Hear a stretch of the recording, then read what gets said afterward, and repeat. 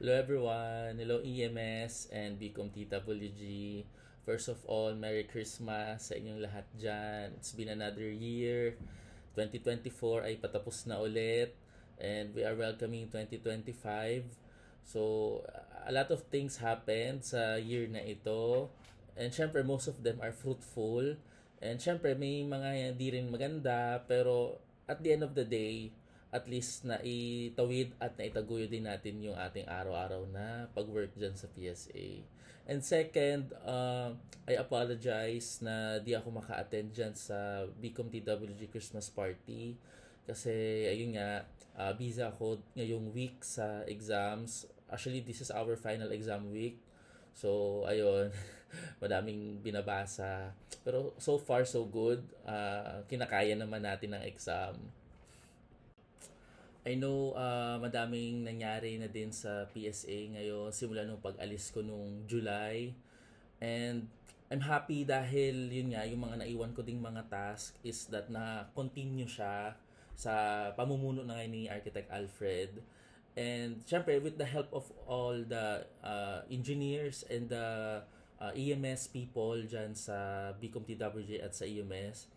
And please continue to live up with the standards always sa Bicom, TWG at sa EMS. And also, please bear in mind that with hope, determination, and focus, makagawa ninyo lahat ng mga tasks ninyo dyan sa EMS. Actually, miss na miss ko na kayo dyan, guys. So, sana magkita-kita tayo after ngayong Christmas vacation. Sana lahat ko kayo makita dahil miss na miss ko na talaga kayo. And gusto ko na din mag-shout out sa lahat ng mga nasa Bicom TWG at sa EMS. Si Architect Alfred. Hello, Architect Alfred. Ko na pala yung bagong head. Congrats. Sana malampasan mo pa yung achievements dyan sa building committee at sa EMS din.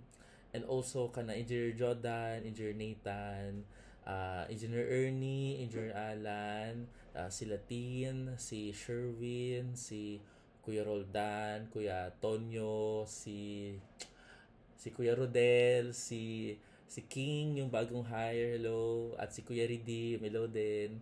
At sa mga di ko rin na-mention na mga bagong hire, hello and welcome sa Bicom TWG at sa EMS.